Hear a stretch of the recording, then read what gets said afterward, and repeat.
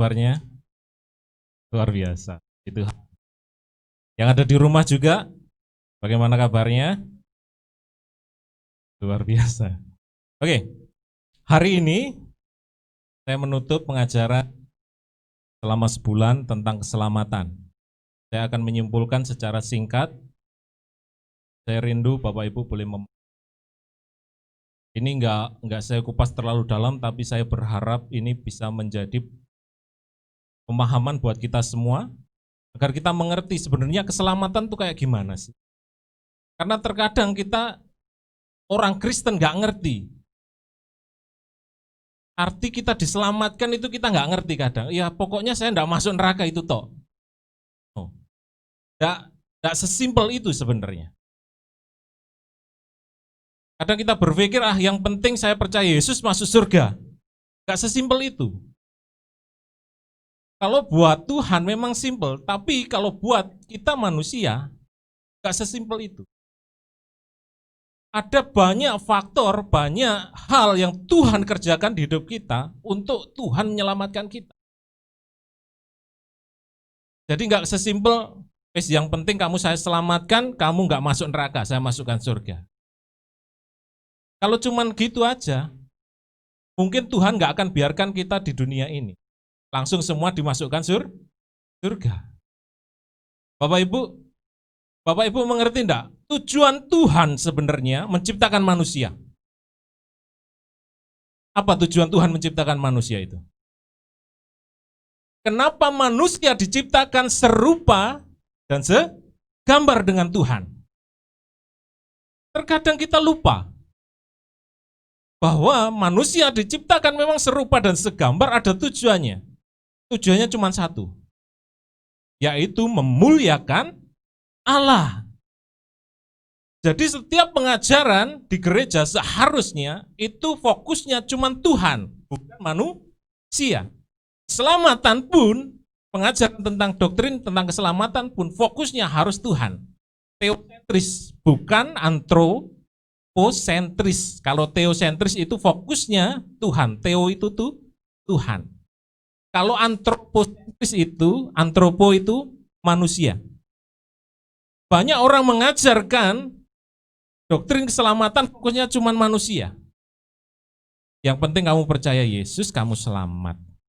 Gak sesederhana itu. Ya. Ini saya rindu kita belajar konsep yang benar tentang keselamatan menurut Alkitab. Ada 12 konsep, nanti akan saya jelaskan. Jadi kenapa sih manusia perlu diselamatkan? Manusia diciptakan serupa dan segambar, tapi manusia jatuh dalam dosa. Seperti kita tahu semua. Bahkan di sekolah minggu pun diajari bahwa manusia jatuh dalam dosa. Ya. Jadi, tetapi saat jatuh dalam dosa itu ada kepingan-kepingan, meskipun dikatakan bahwa manusia itu sudah hancur, total hancur, atau total depravit, atau benar-benar hancur. Tetapi masih ada kepingan yang rusak karena dosa. Ini tujuan. Titik awal penyelamatan manusia dimulai dari pribadi Allah. Coba bayangkan, kalau manusia yang sudah berdosa ini mau menghampiri Allah, kira-kira bisa enggak? Enggak bisa. Karena Allah itu kudus. Makanya kenapa manusia perlu diselamatkan? Agar manusia disucikan dan dikuduskan. Terkadang kita lupa. Iya, kenapa ya saya kok diselamatkan? Apakah karena memang tujuannya buat saya? Oh, Tuhan memilih kita, menyelamatkan kita untuk tujuannya Dia, bukan tujuan manusia. Memang Tuhan katakan begitu besar kasih Allah di dalam Yohanes 3 ayat 16. Memang Tuhan katakan, tapi tetap tujuannya adalah tujuan Allah, bukan manusia. Ya, jadi semua pengajaran di dalam gereja harusnya fokusnya ke Tuhan, bukan ke manusia. Tuhan memberkati manusia juga tujuannya bukan manusianya, tapi Tuhan. Orang banyak salah kaprah. Bahkan sempat kemarin saya sebenarnya mau skripsi itu tentang hal itu, tentang kemakmuran. Cuman akhirnya nggak tahu kenapa Tuhan arahkan saya ke kristologi malah. Ya, tentang ketidakberdosaan Kristus. Jadi tujuan kita diselamatkan adalah agar kita bisa menghampiri Allah.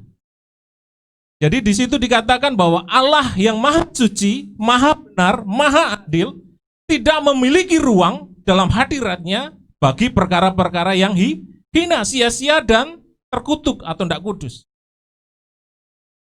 Jadi bayangkan bagaimana manusia bisa menghampiri Allah yang adil, yang kudus, yang benar, yang maha segalanya. Kalau manusia tetap dalam dosa, tidak bisa. Makanya butuh diselamatkan. Dan penyelamatan itu ide pertamanya adalah dari Allah. Makanya kenapa dikatakan keselamatan itu anugerah. Gak bisa manusia istilahnya mencari jalan sendiri, jalan keselamatan, tidak bisa. Manusia mau selamat, dia cari dengan caranya tidak bisa. Hanya Tuhan yang bisa memberikan jalan kepada manusia untuk bisa selamat. Makanya inilah yang membedakan keselamatan di Kristen dan di agama lain. Keselamatan itu murni Tuhan yang karyakan. Kalau Bapak, Ibu, Saudara yang mungkin kayak saya, bukan dari kecil Kristen, kita bisa mengenal Kristus, bisa diselamatkan, itu anugerah loh. Jangan sia-siakan. Ya. Dan sifat yang menonjol dari keselamatan, doktrin tentang keselamatan ini adalah anugerah dan kasih karunia. Anugerah atau kasih karunianya, itu yang paling menonjol. Jadi tanpa anugerah, tanpa kasih karunia, manusia nggak mungkin diselamatkan. Meskipun Anda berbuat baik sepanjang hidup Anda, meskipun Anda menjual seluruh harta Anda, kalau kita nggak diberi anugerah, nggak mendapatkan kasih karunia, kita nggak bakalan selamat. Apa yang manusia kerjakan itu nggak ada artinya di hadapan Tuhan. Karena satu lagi, Tuhan itu kudus, Tuhan maha adil, maha suci. Dia nggak bisa dihampiri oleh manusia yang berdosa. Karena setiap manusia itu pada dasarnya dia berdosa karena siapa? Berdosa karena Adam. Kita manusia, meskipun kita brojol lahir itu, kita juga sudah berdosa. Makanya kita orang Kristen tidak mempunyai doktrin tentang ini, tentang yang bayi lahir itu tanpa dosa. Tidak. Kalau kita bayi lahir pun itu sudah berdosa. Makanya sering menjadi perdebatan. Pertanyaannya gini, apakah bayi yang baru lahir itu kira-kira masuk surga atau neraka ketika mati? Jadi ada teori tentang tabula rasa dari saudara kita seberang, ya. Mereka beranggapan bahwa ketika bayi lahir itu tanpa dosa. Kalau kita enggak, bayi lahir pun itu punya dosa. Dosa siapa? Dosa Adam. Yang dikreditkan kepada seluruh manusia karena Adam adalah wakilnya manusia pertama. Oke, lanjut. Di dalam Kejadian 3 ayat 15, inilah karya Tuhan, janji Tuhan tentang keselamatan yang pertama kali dalam perjanjian lama. Coba perhatikan di sini. Ayo, perhatikan. Aku akan mengadakan permusuhan antara engkau dan perempuan ini. Perempuan ini siapa? Hawa. Antara keturunanmu dan keturunannya. Keturunannya siapa? Iblis. Ini ketika Allah berbicara dengan ular. Ular yang dipakai oleh iblis. Keturunanmu itu keturunannya iblis, maksudnya anak buahnya iblis. Karena iblis nggak mungkin punya keturunan. Iblis itu jumlahnya nggak bertambah, Bapak Ibu. Malaikat juga nggak bertambah. Tetap mereka. Bahkan mereka ada yang namanya mereka nggak bisa diselamatkan lagi. Karena mereka makhluk kekal. Keturunannya, ini keturunan perempuan ini. Keturunannya Hawa, manusia. Keturunan wanita berarti, benar nggak? Tuhan Yesus itu keturunannya siapa? keturunannya Yusuf secara maksudnya administrasi sekarang ini, administrasi pemerintahan, dia memang keturunannya Yusuf. Tapi secara logikanya, secara kedokteran, dia cuma keturunan Maria, karena hanya Maria yang melahirkan, nggak ada campur tangannya Yusuf. Jadi keturunannya akan meremukkan kepalamu. Tuhan Yesus mengalahkan iblis. Kapan? Saat di kayu salib. Dikatakan tetelestai, sudah selesai. Selesai. Iblis dikalahkan di situ. Makanya ada dikatakan oleh darah domba, iblis dikalahkan. Dan engkau akan meremukkan tumitnya. Ini adalah nubuatan. Ketika Tuhan Yesus disalib juga, tumitnya Tuhan Yesus diapain? Diremukkan, dipaku. Jadi pakunya itu bukan di ininya, tapi di sini tembus sama tumit. Jadi antara kaki itu kan ada tumit gini ya. Jadi dia pakunya bukan di pas delamaannya ini, tapi di tumitnya. Karena ini ada rongganya. Kalau di sini agak susah, ada tempurung ini. Jadi dia ada di tumitnya, tembus sampai tumitnya. Dan ini digenapi nubuatan.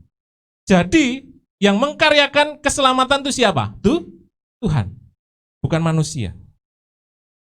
Hanya kekristenan yang mengajarkan ini. Anugerah kasih karunia itu adalah kelebihan dari kekristenan. Karena nggak mungkin manusia bisa menyelamatkan diri sendiri. Hanya Tuhan yang bisa. Yohanes 3 ayat 16 dikatakan, begitu besar kasih Allah. Jadi karena kasih Allah, manusia diselamatkan. Bukan karena kita baik, bukan karena kita pintar, bukan karena kita orang suci. Ada enggak orang suci kira-kira? Menurut Bapak Ibu ada enggak orang suci? Hanya satu, Tuhan Yesus Kristus. Enggak ada orang suci di dunia ini. Ya. Oke, makna keselamatan. Keselamatan itu dari kata zozo. Zozo dalam bahasa Yunaninya, yang berarti menjadikan sehat, menyembuhkan, menyelamatkan, mengawetkan, dan dengan kaitannya manusia itu adalah menyelamatkan dari kematian atau mempertahankan hidup. Jadi orang yang diselamatkan itu luput dari kematian. Kematian apa? Kematian bukan kematian yang saat ini. Kalau saat ini memang pasti semua manusia mati. Karena itu sudah Allah tetapkan di dalam Kejadian. Jadi ketika manusia berdosa, manusia itu akan mati. Mengalami 3 kematian. 3 hal ya kematian. Yang pertama mati secara jasmani. Kalau umurnya sudah pas waktunya ya mati. Secara jasmani. Yang kedua mati rohani, terpisah dari Allah. Yang ketiga mati kekal atau di neraka. Yang hidup ya di surga. Dalam perjanjian lama konsep anugerah, ini anugerah. Ken, berarti tanpa pamrih, sikap tanpa pamrih Allah kepada manusia, termasuk pembebasan secara jasmani dan kesulitan hidup. Kalau ini perjanjian lama. Dan ada satu kata lagi yaitu hesed. Ya. Kasih setia yang diteguhkan antara 2 kelompok yang mempunyai hubungan kekeluargaan. Jaminan kuat. Ini dalam perjanjian lama. Jadi dalam perjanjian lama anugerah itu ada 2 hal. Anugerah umum itu berkaitan dengan kehidupan kita sehari-hari. Ketika kita diberkati, ketika kita mendapatkan uang banyak, pekerjaan kita lancar, tidak ada masalah. Itu anugerah yang pertama, anugerah umum. Semua orang dikasih anugerah enggak sama Allah? Kasih. Buktinya orang yang kerja keras, dia bisa kaya enggak? Meskipun dia enggak kenal Tuhan. Bisa. Buktinya Allah menciptakan matahari untuk siapa? Semua orang. Baik itu maling, baik itu pembunuh, baik itu orang yang suka berdoa, katanya. Semua kasih mata, itu anugerah umum. Jadi kalau kita fokus pengajarannya di anugerah umum, kita tersesat. Anugerah umum. Ketika kita sehat, itu anugerah umum. Tapi anugerah yang kedua, special grace, anugerah khusus, berkaitan dengan keselamatan dari dosa. Karena satu hal lagi, Bapak Ibu ingat baik, Ya. Masalah utama manusia itu bukan kemiskinan, bukan tidak diberkati. Dalam arti yang umum, bukan tidak punya uang. Masalah utama manusia adalah dosa. Masalah utama itu dosa. Meskipun Anda punya uang banyak, kalau Anda tidak diselamatkan, semua sia-sia. Mati masuk neraka. Buat apa? Buat apa Anda mengejar dunia ini? Karena permasalahan cuma satu, masalah utama manusia itu dosa. Makanya kenapa Tuhan mengkhususkan anugerah tentang keselamatan ini. Jadi jangan sia-sia. Anugerah dalam perjanjian baru. Anugerah itu adalah pemberian Allah yang tidak selayaknya diberikan kepada kita karena kita tidak pantas menerimanya. Itu anugerah, kasih karunia. Kita sebenarnya tidak pantas. Kita ini tidak pantas diselamatkan sebenarnya. Tapi kembali lagi di dalam Yohanes 3:16 tadi mengatakan apa? Karena begitu besar. Meskipun tidak pantas, Tuhan tetap berikan. Meskipun kita orang berdosa, Tuhan tetap selamatkan. Makanya ketika kita bisa percaya Yesus itu jangan sia-sia. Jangan main-main. Kalau ada kesempatan ibadah, ibadahlah. Yang di rumah kalau ada kesempatan, ibadahlah. Berterima kasihlah kepada Tuhan. Karena sebenarnya kita tidak layak diselamatkan. Coba kita ini. Ketika kita dipakai Tuhan, kita harus bersyukur. Kasih karunia ini berbeda dengan belas kasihan. Belas kasihan itu adalah tindakan Allah yang tidak diberikan kepada kita, yang sepatutnya kita terima, termasuk hukuman. Allah nggak menghukum kita, itu adalah belas kasihannya. Kita yang seharusnya dihukum karena dosa, Tuhan tidak menghukum kita. Besar. Istilahnya kalau saya mau pinjam istilah itu, sebenarnya ini hyper grace-nya Tuhan. Benernya. Tapi banyak orang salah artikan tentang hyper grace. Coba bayangkan, karena begitu besar. Kalau begitu besar itu seberapa? Ya pokoknya begitu besar, ya kan? Gak cuma besar, tapi begitu besar. Gak bisa dipakai kata-kata. Kalau dulu zaman saya kecil, kalau mengatakan begitu besar itu pokoknya ini loh. Ya. Sampai dadanya diginikan, karena saking besarnya. Oke. Jadi di dalam Alkitab itu mengajarkan tentang permata keselamatan. Ada 12 sisi. Keselamatan itu tidak cuma satu, Bapak Ibu. Ada 12 sisi. Ada 12 konsep keselamatan dalam Alkitab. Bapak Ibu pernah tidak berpikir bahwa keselamatan itu ada 12 konsep dalam Alkitab? Tidak pernah. Karena kita tidak pernah belajar. Kemarin Bapak Gembala mengajarkan 3. Ada 12 loh Bapak. Jadi jangan dipikir keselamatan itu sederhana. Makanya kenapa? Keselamatan itu berharga. Jangan sia-sia. Kita selamat itu berharga. Jangan sia-siakan, oke? 12 konsep keselamatan dalam Alkitab. Yang pertama konsep pilihan. Election. Konsep pilihan. Jadi setiap orang yang diselamatkan itu adalah manusia pilihan. Ini jadi perdebatan antara dua pengajaran, dua jalur, dua aliran besar di dalam teologi. Calvinis dan kita yang Arminian. Kita termasuk orang Arminian. Tapi mau perdebatkan itu. Konsep pilihan itu bahwa setiap kita diselamatkan itu karena Tuhan sudah pilih kita. Anda pilih. Ya. Anda pilihan. Ganjo pilihan, Pak Saragi pilihan, Pak Supri pilihan, ya. Yang ibu-ibunya pilihan semua. Jangan dipikir kita ini orang sembarangan, kita orang pilihan. Jadi kita sudah dipilih. Kapan dipilihnya? Sejak dari semula. Dari kapan? Ya Tuhan menciptakan dunia, bukan Tuhan tidak menciptakan kita loh sebenarnya. Tapi kita memang lahir karena Tuhan sudah tetapkan bahwa ketika perempuan dan laki ketemu, sel telur dan spermanya ketemu, pasti jadi manusia. Tuhan nggak ciptakan lagi. Yang Tuhan ciptakan cuman ada berapa? Ada dua. Adam dan Hawa. Ya kan? Adam dari tanah, Hawa dari apa? Dari tulang rusuk. Tulang rusuk, tapi bahan dasarnya juga dari debu tanah karena diambil dari Adam. Kadang Yonan, kalau dari tulang rusuk itu berarti lebih keras ya. Ya makanya banyak perempuan itu yang keras. Ini guyonan loh Bapak Ibu. Jangan dianggap guyonan, jangan dianggap serius. Hanya banyak perempuan yang keras, enggak. Laki yang keras pun banyak. Bahkan keras ke biasanya. Kadang saya juga gitu kok. Tapi obat, oke. Jadi gini, perbuatan Allah memilih pribadi-pribadi yang akan diselamatkan.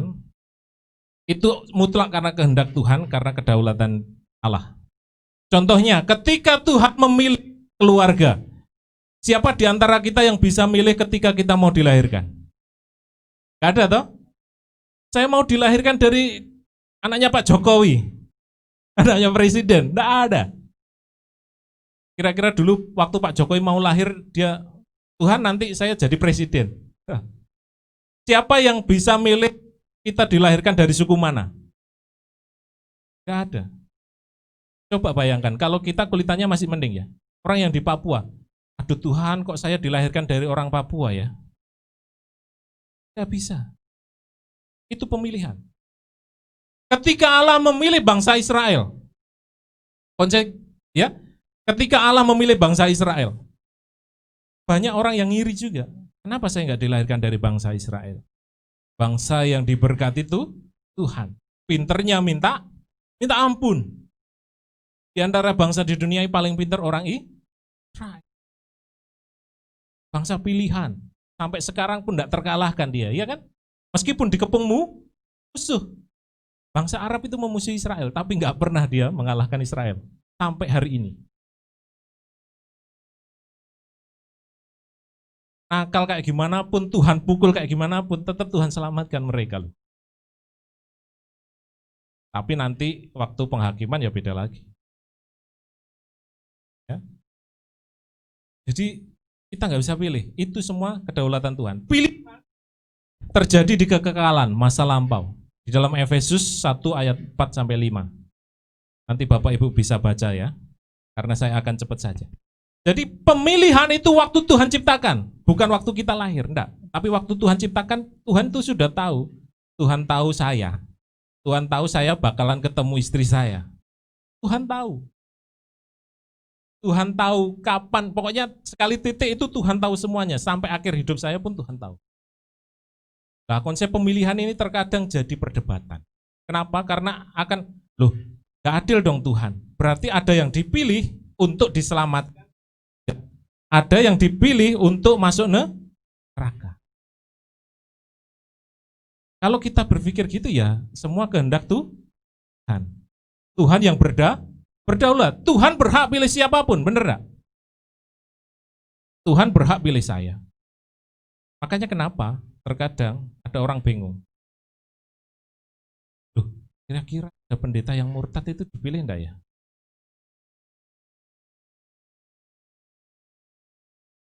Bingung nanti. Kalau nanti ada orang murtad terus dia balik Kristen lagi, selamat enggak ya?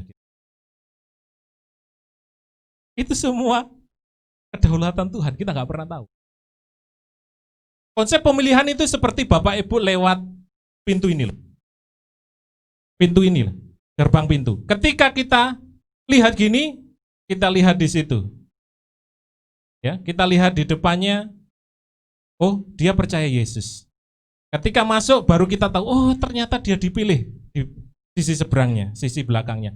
Kita nggak pernah tahu orang dipilih saat ini. Tapi kita bisa tahu di akhir hidupnya. Ketika dia tetap percaya Yesus. Kira-kira orang yang sekarang tidak kenal Tuhan bisa tidak dipilih Allah? Bisa jadi. Bisa jadi di akhir hidupnya dia percaya Yesus. Bisa jadi orang yang sekarang rajin di gereja, dia tidak selamat. Makanya kita harus mawas diri, harus hati-hati. Harus dekatkan diri kepada Tuhan. Jangan-jangan kita diambang pintu. Dalam Yohanes 6 ayat 44, Allah berhak menentukan pilihannya. Manusia bebas menanggapi hal tersebut. Makanya banyak yang dipanggil, sedikit yang dipilih. Tuhan memberitakan kabar baiknya, bahkan hari ini melalui live streaming Tuhan kabarkan kabar baiknya. Kalau Anda dipilih, percayalah Yesus. Jangan sia-siakan kesempatan. Manusia bebas menanggapinya. Dari pemilihan Allah itu adalah karena karakter Allah. Yang pertama kasih, karena Allah Maha Tahu dan Allah berdaulat. Allah Maha Tahu segalanya. Makanya bagi Anda yang sudah percaya, Anda pilihan Allah. Bagi yang belum percaya, percayalah hal ini. Karena mungkin Anda adalah pilihan Allah. Yang kedua, pengganti. Yesus datang ke dunia untuk menggantikan kita. Kematian Kristus sebagai pengganti bagi orang yang percaya kepadanya. Bukan bagi semua orang, tapi bagi orang yang percaya kepadanya. Orang yang sudah dipilih. Ya. Yesus Kristus menggantikan orang berdosa. Menggantikan ganti apa? Ganti hukuman. Siapa yang sekarang tahan bisa disalib kayak gitu? Mau? Gak akan. Yesus Kristus menggantikan. Yang ketiga, tadi pengganti. Yang ketiga adalah penebusan. Ini menarik, penebusan. Ya, penebusan. Konsep ketiga adalah penebusan atau redemption. Ada 3 kata di situ yang berhubungan dengan penebusan. Alkitab menunjukkan penebusan dosa seperti kegiatan waktu di pasar, khususnya pasar budak. Itu di Alkitab. Ada yang pertama agorazo, ada yang kedua ex agorazo, yang ketiga adalah loutro. Yang pertama itu agorazo, membeli, membayar, menyerahkan sesuatu sebagai harga pembayaran yang setimpal dengan suatu barang lain. Yesus Kristus mati di kayu salib itu membayar dosa kita. Kepada siapa? Yesus Kristus mati di kayu salib membayar dosa kita. Kepada siapa? Kepada Allah? Kepada iblis? Hanya kepada Allah. Karena kita berdosa terhadap Allah. Ada pengajaran yang salah bahwa Yesus Kristus mati di kayu salib membayar dosa kepada iblis. Tidak. Iblis tidak pernah punya kuasa, tapi membayar kepada Allah. Yesus Kristus bayar dosa kita dengan harga yang mahal, tapi Tuhan berikan keselamatan cuma. Ibaratnya gini, saya beli rumah, ya seumpamanya, ada mungkin bos saya beli rumah di daerah Pakuwon City, ya. Dia bayar mahal untuk beli rumah itu dan dikasih cuma-cuma kepada saya, kayak gitu. Ada harga enggak? Ada. Mungkin berapa M, saya enggak tahu, ya kan? Mungkin 2 M dia beli. Dikasih cuma-cuma sama saya. Tetap ada harganya. Yesus Kristus bayar dosa kita itu ada harganya. Ya, ex agorazo itu memberi atau keluar dari. Jadi dibeli keluar, dipindahkan dari pasar dosa kepada pasar kasih karunia. Kita sudah dibeli. Kita harusnya sudah tidak berdosa lagi. Makanya kenapa Yohanes dalam 1 Yohanes mengatakan bahwa siapa yang lahir dari Allah tidak berbuat dosa lagi. Jadi kita itu harusnya sudah tidak berbuat dosa. Karena kita sudah dibeli, kita sudah ditebus. Yang ketiga, lutro, membebaskan atau melepaskan dari belenggu dosa. Jadi ketika Yesus menebus kita itu kita lepaskan dari dosa. Atau kita dilepaskan dari kecenderungan dosa. Makanya ketika orang Kristen berbuat dosa pasti hatinya tidak tenang. Apa ya? Ya apa ya? Pasti hatinya nggak akan tenang. Itulah kerja dari Roh Kudus. Itu bukti bahwa Anda sudah diselamatkan. Ada yang merasa gitu? Ada yang merasa gitu? Iya. Itu bukti Anda diselamatkan. Jadi jangan terus, nggak apa-apa. Iki apa sih? Ini perasaan toh. Enggak, itu Roh Kudus di hidup Anda. Jadi ketika rasa kayak gitu harus cepet-cepet kita berubah. Berobat sampean, bertobat ya kan. Jangan berobat, oke. Ini hasil penebusan. Yang pertama rasa salah ditebus. Siapa yang sini terkadang sering merasa bersalah? Intimidasi. Kadang kamu itu dulu loh kayak kamu itu orang bejat dulu. Jangan lihat gitu. Anda sudah ditebus. Jangan merasa tertekan lagi. Mungkin orang bisa ngomong, kamu itu kayak gini. Jangan hiraukan. Yang penting saya sekarang sudah ditebus. Saya harus menjalani hidup saya lebih baik lagi. Yang kedua, kuasa dosa. Ditebus, kita disucikan. Ditebus dari kehadiran dosa yang terus-menerus. Makanya kenapa? Kalau ada orang yang katanya Kristen, katanya pengikut Kristus, tapi terus-menerus berbuat dosa, pertanyaan besar, apa dia sudah ditebus?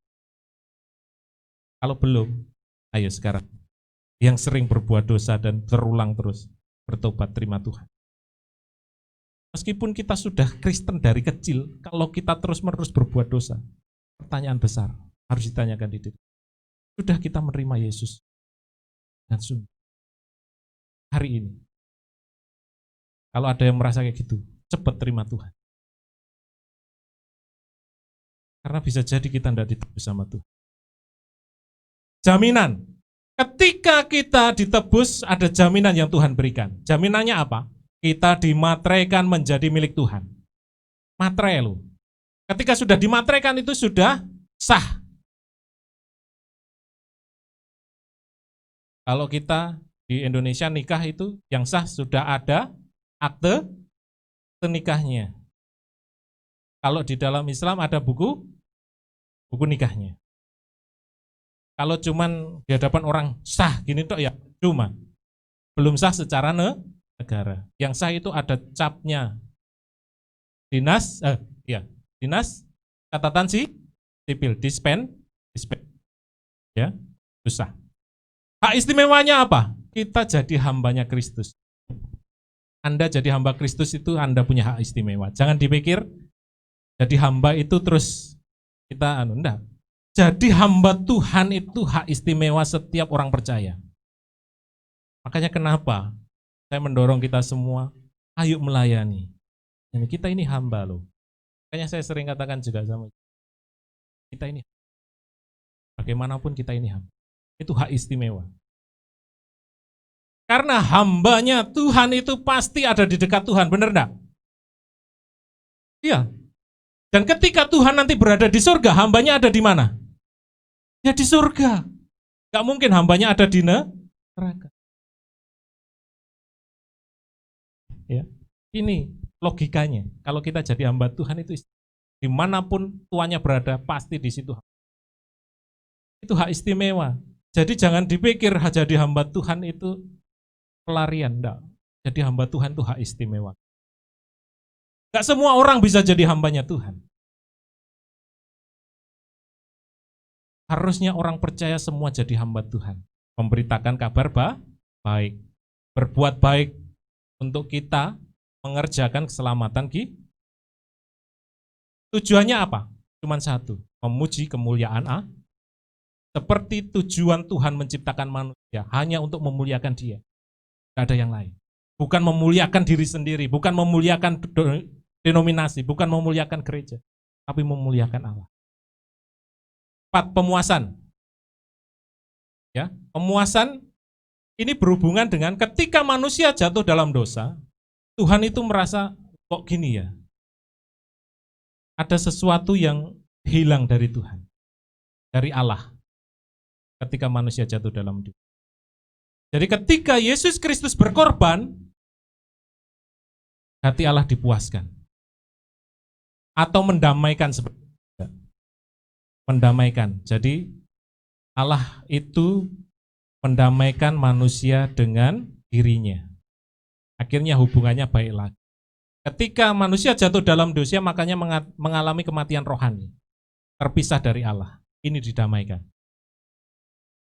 Dan ini yang dituntut oleh Allah. Perhatikan di poin terakhir. Manusia merasa puas dengan pengorbanan Kristus dan menerimanya. Menerima Yesus Kristus sebagai Tuhan dan Juru Selamat.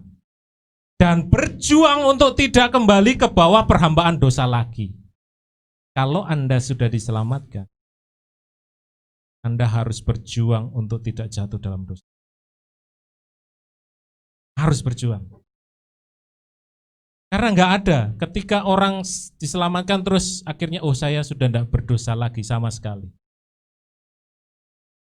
Makanya kita tidak boleh beranggapan ketika kita sudah diselamatkan tidak ada tanggung jawab. Yang sekarang sering disebut hyper grace, sebut sekali selamat tetap selamat, itu artinya. Jadi ketika sudah diselamatkan terus kita bertindak seenaknya. Tidak kayak gitu. Memang ketika orang diselamatkan, dia pasti selamat. Pasti. Tapi pertanyaannya, bukan dari keyakinan kita, tapi Allah yakin tidak kita diselamatkan. Kalau kita semua orang, oh ya saya yakin diselamatkan, belum tentu kita selamat. Tapi ketika Allah yakin kita diselamatkan, kita pasti selamat. Tapi pemikiran kita terkadang, oh ya saya yakin diselamatkan, belum tentu. Jadi ketika kita sudah diselamatkan, kita harus berjuang untuk tidak berdosa lah. Makanya ada nanti konsep pengudusan yang kemarin Bapak Gembala. Ini conversion, perpalingan. Konsep kelima adalah perpalingan. Jadi ketika Tuhan Yesus katakan, ketika kita percaya Yesus, Tuhan harusnya, ya Tuhan memberikan Roh Kudusnya untuk kita bisa bertobat. Conversion, membalikan pikiran seorang berdosa secara sukarela dari dosanya kepada Kristus. Tindakan manusia secara sukarela meninggalkan dosa. Ya. Ada 3 unsur di dalam conversion. Yang pertama intelektual. Mengerti, mengenal akan dosa diri sendiri. Makanya kenapa ketika kita menginjili, pasti kita ngomong. Biar manusia tahu bahwa kita ini berdosa. Semua manusia berdosa, nggak ada yang tidak berdosa. Seperti Roma 3:23. Semua manusia ini nggak ada yang tidak berdosa. Makanya ketika penginjilan mesti ditekankan apa? Manusia itu berdosa. Butuh juru selamat. Ketika kita diselamatkan, ketika kita percaya Yesus, di situ kita pasti iya. Ampunilah segala dosa saya. Kita disadarkan atas dosa. Lebih baik orang yang sadar dosanya daripada orang yang merasa benar. Dan terkadang inilah tipu muslihat iblis. Iblis bukan menggoda Anda untuk jatuh dalam dosa terkadang. Tapi iblis akan menjadikan Anda merasa tidak berdosa.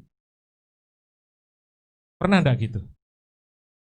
Enggak salah kok. Terkadang tipu muslihat iblis itu kayak gitu loh.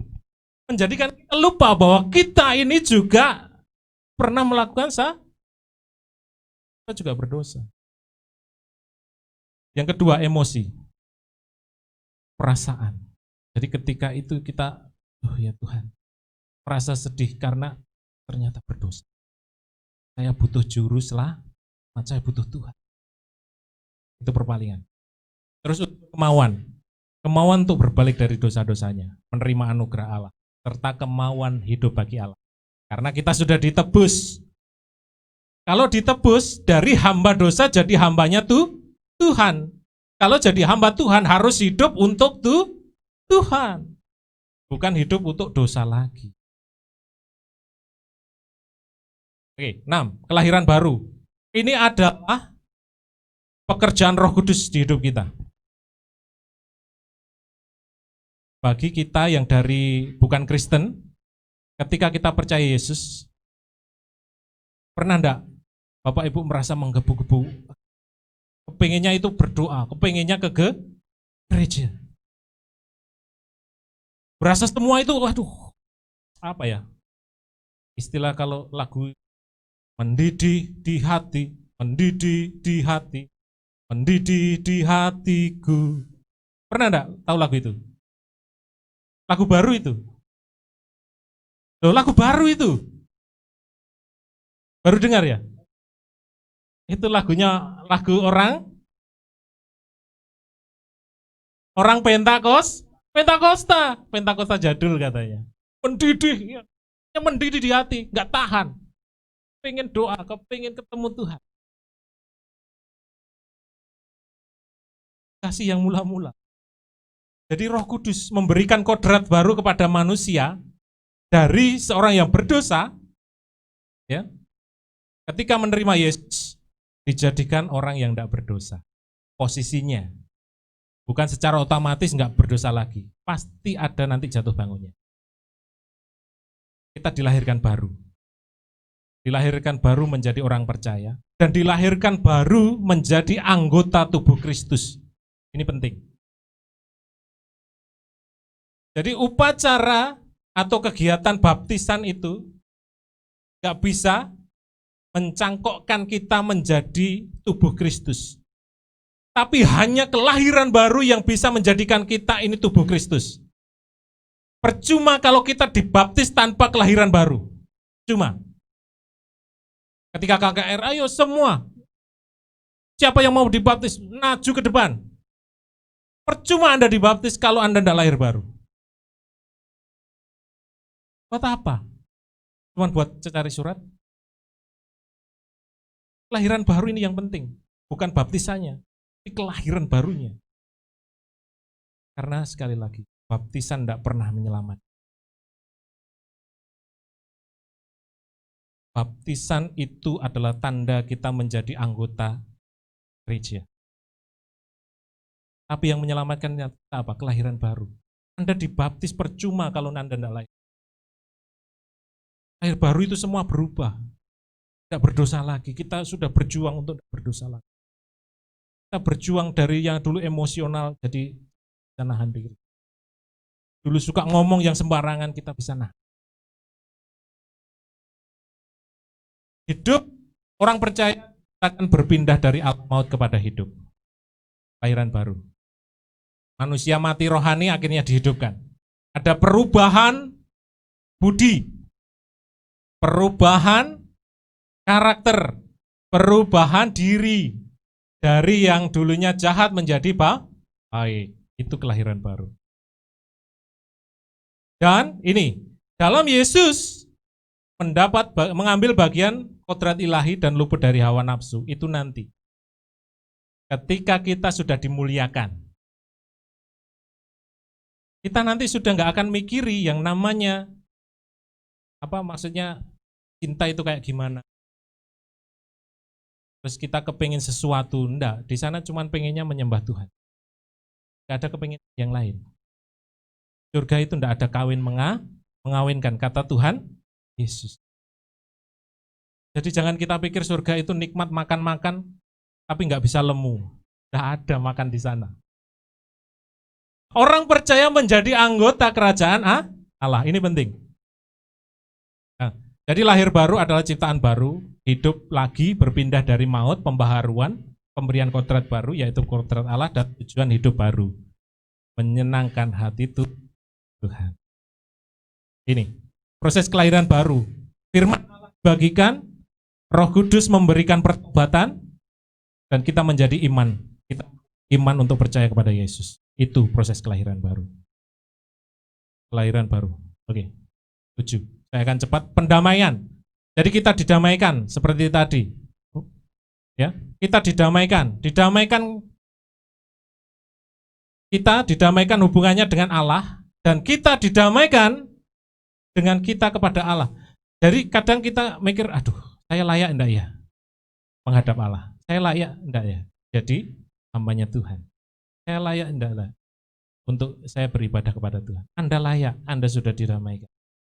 Ya, jadi didamaikan itu. Pembenaran, ini penting, pembenaran. Ya, jadi yang sudah dibahas oleh Bapak Gembala. Jadi pembenaran itu, ketika kita percaya Yesus, kita dibenarkan. Jadi orang benar. Makanya ketika kita menyembah pun kita bisa menyembah dalam roh dan kebenaran karena kita sudah dibenarkan. Kalau Anda tidak percaya Yesus, Anda tidak pernah dibenarkan. Kalau kita tidak percaya Yesus, kita tidak akan pernah dibenarkan. Dan apa yang kita kerjakan itu nggak akan pernah benar di hadapan Allah. Tapi ketika kita sudah dibenarkan, apa yang kita kerjakan saat ini beribadah, berbuat baik, itu dianggap kebenaran. Oleh itu, ya, pembebasan dari kutuk Taurat, pengangkatan, kita diangkat sebagai anak. Jadi orang yang menerima keselamatan pasti otomatis jadi anak Allah. Anak Allah itu terima apa? Warisan. Warisannya apa? Hidup kekal. Warisan Allah itu kekal. Anda terima warisan hidup kekal. Ayo, katakan sebelah-sebelahnya, ayo. Anda terima warisan hidup kekal. Yang keluarga ingatkan, yang di rumah juga ingatkan keluarga, Anda punya warisan. Tapi Anda harus percaya Yesus. Anda harus terima keselamatan. Anda didiami Roh Kudus. Itu, ya. Terus dilepaskan dari ketakutan. Ketakutan apa? Nanti saya masuk surga neraka ya? Ya, kita sudah tidak berbicara masalah surga neraka kalau kita sudah diselamatkan. Maaf, ada orang banyak berpikir kita harus berbuat baik untuk masuk surga. Tidak. Yang bisa menjamin kita masuk surga adalah keselamatan ini. Jadi kita berbuat baik saat ini, kita melayani Tuhan saat ini itu kita sedang memperebutkan mahkota. Bukan tentang masuk surga neraka. Jadi kalau mati tidak usah takut. Cara mati seseorang tidak menentukan surga dan neraka. Oke? Tidak menentukan. Biarpun orang itu dibunuh, biarpun kecelakaan itu tidak menentukan surga dan neraka. Jangan punya pemahaman kalau matinya baik itu masuk. Kalau matinya tersenyum masuk surga. Enggak. Ada jaminan. Ada yang kayak gitu toh pemahamannya. Kalau matinya tersenyum, itu senang berarti. Kata siapa? Mungkin ada uratnya yang ketarik akhirnya dia bisa tersenyum. Kita nggak pernah tahu, ya kan? Cara mati seseorang tidak menentukan surga dan neraka, oke? Jadi jangan dipikir orang yang dibunuh itu dosanya banyak. Rasulnya Tuhan, 11 rasulnya Tuhan dibunuh dengan cara tidak enak ya, bener gak? Cuman Yohanes yang mati itu tua, tapi dia harus ngalami dulu digoreng. Wah, Petrus disalib terbalik. Paulus dipenggal bersamaan dengan Petrus waktu disalib. Ngeri enggak? Ngeri. Apakah mereka masuk neraka? Ya enggak lah, mereka pasti masuk surga. Karena di surga ada tingkap, ada tulisan nama mereka, 12 rasul yang mewakili 12 suku Israel. Oke, 10. Kesatuan dengan Kristus ini penting. Ketika kita diselamatkan berarti kita disatukan dengan Kristus.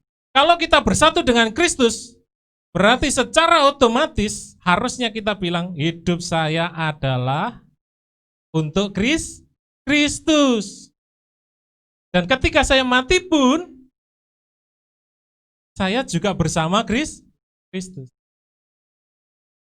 Kadang saya bertanya satu, kalau andai kata Yesus Kristus itu ada di neraka, Bapak Ibu mau ke sana enggak? Ayo. Ini terkadang membingungkan. Kalau Yesus Kristus ada di neraka, Bapak Ibu mau enggak ke neraka? Jangan salah Bapak Ibu. Kalau kita sudah percaya 100% dia Tuhan, Yesus Kristus di neraka pun neraka jadi surga.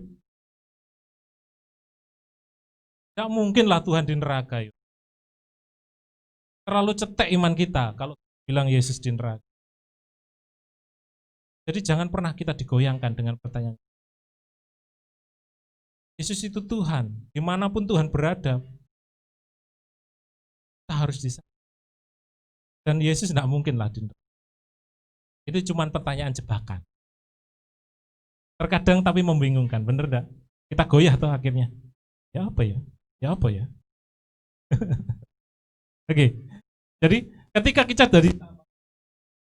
kita ketika bersatu dengan Kristus, Kristus kekal. Kita jadi kekal. Bener enggak? Kita di surga juga kekal. Kita mewarisi kodrat ilahi, hidup enak enggak? Ya. Oke.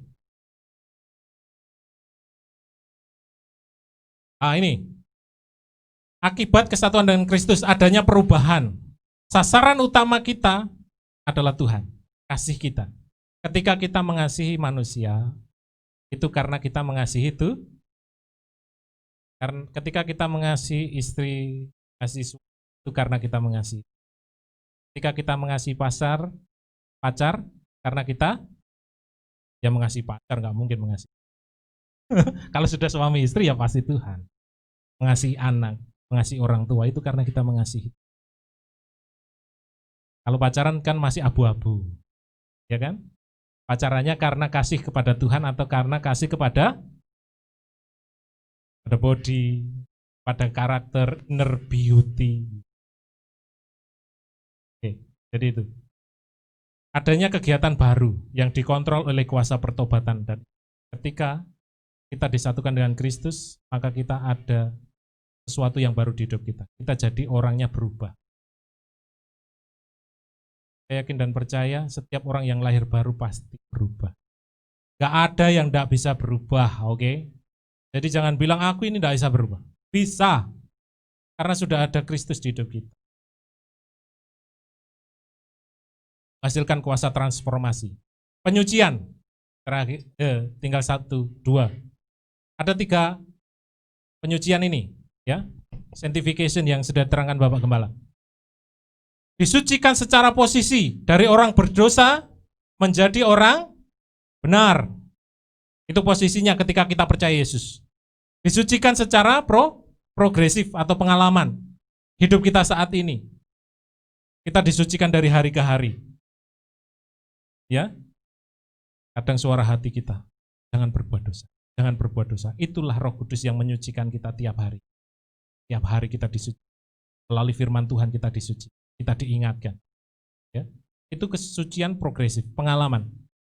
Jadi orang yang sudah lahir baru, sudah terima Yesus, itu grafiknya pasti naik meskipun ada turun.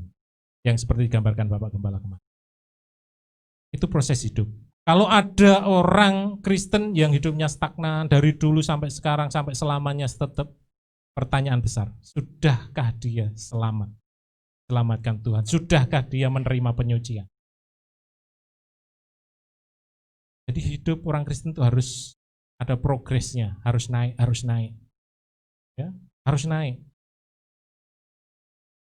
Dan ini adalah kerjasama Roh Kudus dengan kita. Bukan hanya Tuhan toh, ya Tuhan ubah hidupku, jadikan aku baru. Tapi Anda tidak bekerja sama dengan Roh Kudus, percuma. Anda berdoa toh, tapi Anda tidak melakukan tindakan, percuma. Ini kerjasama dengan Roh Kudus. Ketika Roh Kudus ingatkan, Anda harus buat tindakan. Oh iya, saya harus berubah. Saya harus ambil keputusan meskipun nggak enak. Saya harus ambil tindakan meskipun itu menyakitkan buat diri saya. Meninggalkan dosa itu menyakitkan enggak kira-kira? Meninggalkan dosa itu enak enggak? Enggak enak. Apalagi yang sudah terikat, enggak enak. Enggak enak. Bahkan dimusuhi. Yang dimusuhi. Dimusuhi sama siapa? Diri sendiri, dimusuhi sama teman-teman yang sama-sama berbuat dosa. Diintimidasi oleh iblis. Ini orang berdosa. Dan kesucian akhir. Kesucian akhir ini ketika kita nanti diberi tubuh baru. Ketika Tuhan datang, kita diangkat. Diberi tubuh baru. Itu sudah tidak bisa berbuat dosa lagi. Ketika kita pakai tubuh kemuliaan, sudah tidak bisa berbuat dosa lagi. Ya. Makanya kenapa? Hanya orang yang pakai tubuh kemuliaan itu yang bisa masuk. Karena tidak ada dosa lagi di surga. Ini yang terakhir, pemuliaan. Jadi pemuliaan itu adalah kehidupan kekal, kehidupan diberkati penuh pahala. Jadi Bapak Ibu perhatikan, teman-teman saudara perhatikan, pahala itu bukan kenikmatan seperti di dunia. Banyak orang berpikir pahala itu di sana nanti berarti nikmat dong, wis leyeh kan? Bilang lagunya leyeh enak tenang nyantai, nggak ngerjakan apa-apa, menikmati, minum-minum nggak sampai mabuk, nggak ada. Apalagi beda, ada. Di sana ketemu keluarga, reuni keluarga, nggak ada. Di sana cuma ngapain? Ya, jadi di sana itu kita mempermuliakan Allah melalui pelayanan terus-menerus beribadah kepada.